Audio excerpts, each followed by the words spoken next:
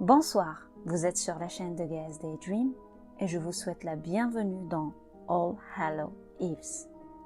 Pour la meilleure des expériences, je vous recommande vivement de mettre des écouteurs. Maintenant, dites-moi, est-ce que vous vous êtes déjà moqué d'un camarade de classe, d'un collègue ou d'un ami? Ou pire, avez-vous déjà harcelé quelqu'un?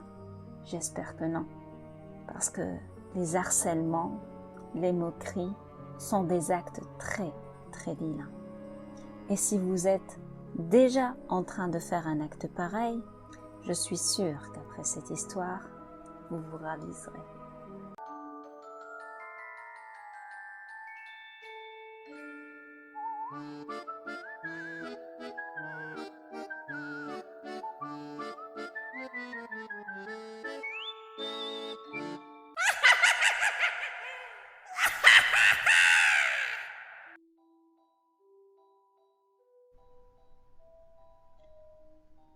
Il y avait un jeune garçon nommé Melvin, qui avait toujours le sourire aux lèvres. Tellement que beaucoup de gens pensaient qu'il était un petit peu attardé, ou peut-être idiot. À l'école, il était toujours harcelé par ses camarades de classe. Ils pensaient qu'il était stupide et ils étaient toujours ravis de lui jouer des tours méchants et des farces malveillantes. Bien qu'il soit la cible de toutes les blagues, Melvin a toujours suivi les autres garçons, espérant qu'un jour, il l'accepterait. Tout ce qu'il désirait dans la vie, c'était leur amitié. Mais ils l'ont simplement rejeté et l'ont traité comme un imbécile. Alors qu'il était constamment intimidé par la plupart des enfants de sa classe, le meneur était un garçon nommé Tyrell. Il était particulièrement méchant avec Melvin et ne manquait jamais une occasion de l'humilier devant toute l'école. Tyrell donnait souvent des coups de poing et des coups de pied à Melvin, juste pour le plaisir. Parfois, il encourageait même d'autres enfants à battre Melvin, juste pour qu'il puisse regarder et rire. Chaque fois que les autres enfants l'injuriaient, se moquaient de lui ou lui jouaient des tours, Melvin souriait ou riait faiblement. Il essayait de prétendre qu'il n'était pas affecté par le traitement impitoyable qu'il avait reçu. Cependant, son sourire était tout simplement comme un masque, derrière lequel son cœur se brisait. Un soir d'Halloween, Tyrell et ses amis étaient réunis au centre-ville quand ils ont aperçu Melvin rentrant de l'école. Tyrell leur a dit qu'il avait inventé une farce incroyable à jouer aux garçons. « Je joue le jeu », a-t-il dit à ses amis.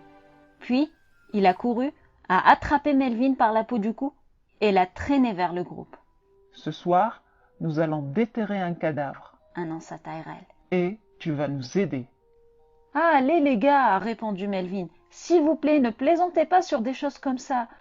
Mais Tyrell lui a répondu que personne ne plaisantait. « Tu te souviens bien de la vieille Madame Jefferson décédée l'année dernière? Eh bien, ce soir, nous allons au cimetière.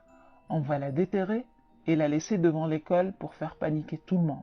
Maintenant, nous allons creuser, mais nous avons besoin de quelqu'un pour faire le transport.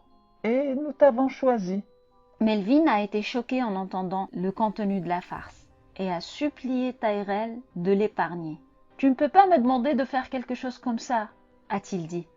Mais Tyrell, d'un ton menaçant, lui a bien fait comprendre qu'il n'était pas en train de lui demander quelque chose, mais de lui ordonner de faire quelque chose. Pour continuer, tu feras ce qu'on te dit. Après le dîner ce soir, tu nous retrouveras à l'intérieur du cimetière. Si tu ne rappliques pas, nous te donnerons la raclée de ta vie demain à l'école.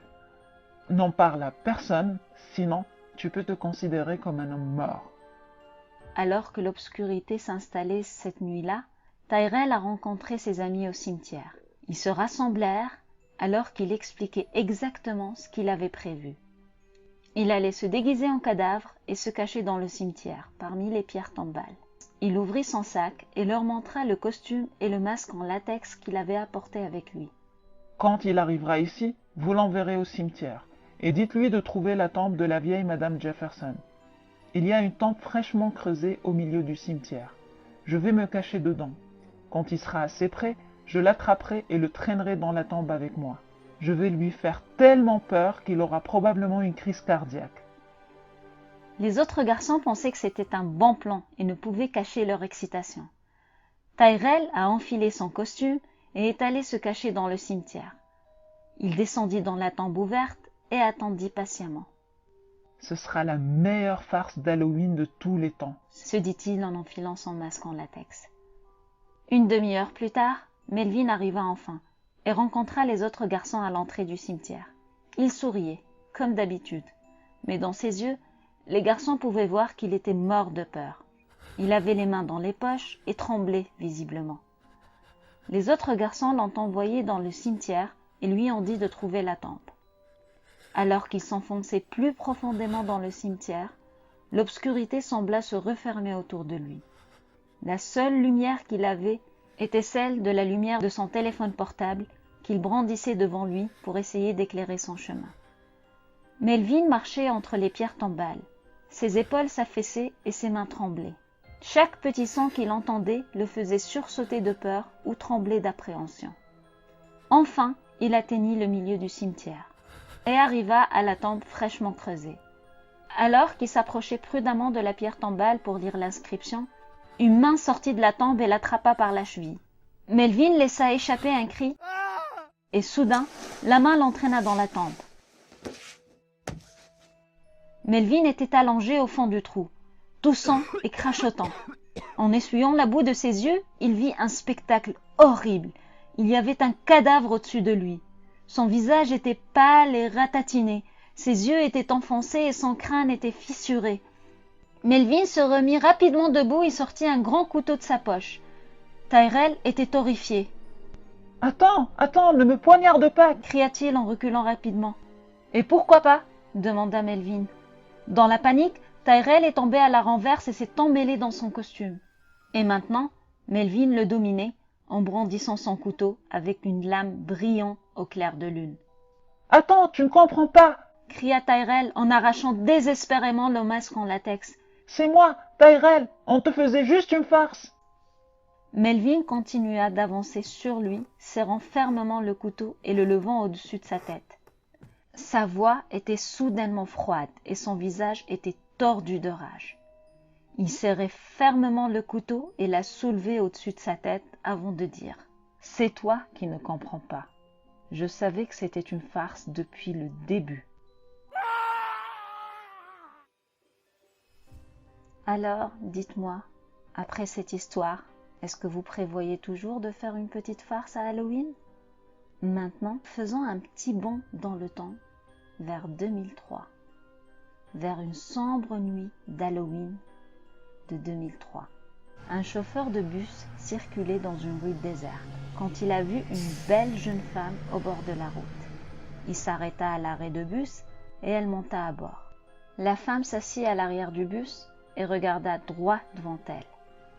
Lorsque le chauffeur a regardé dans son rétroviseur, il a remarqué que la femme le fixait directement, sans jamais cligner des yeux.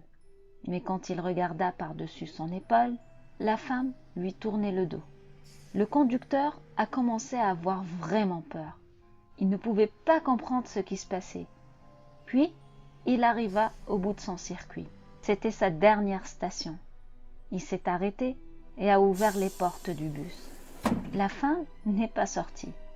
Elle était juste assise là, immobile, lui tournant le dos. Le chauffeur s'est dirigé vers l'arrière du bus et a vu que la femme se couvrait le visage avec ses mains. Il a essayé de lui parler, mais elle n'a pas répondu. Il lui prit les bras et essaya de lui faire montrer son visage. Mais la femme refusa et se dégagea de son emprise. Mais après plusieurs tentatives, elle a enfin fini par parler. Et elle a dit « Tu n'aimeras pas ce que tu verras ». Et soudain, elle laissa tomber ses mains et se retourna vers le chauffeur. Son visage était horriblement défiguré. Des morceaux de chair tombaient et son visage squelettique pouvait être vu en dessous. On dit qu'ils ont trouvé le chauffeur de bus le lendemain matin, étendu, inconscient à l'extérieur du bus. Il avait dû passer 2 semaines dans le coma. Et à son réveil, il avait perdu tout contrôle de ses sens. Et il a été mis dans un établissement psychiatrique. Quant à cette histoire, il l'a racontée depuis sa cellule. Alors, mes chers amis, ne traînez jamais seuls les nuits d'Halloween.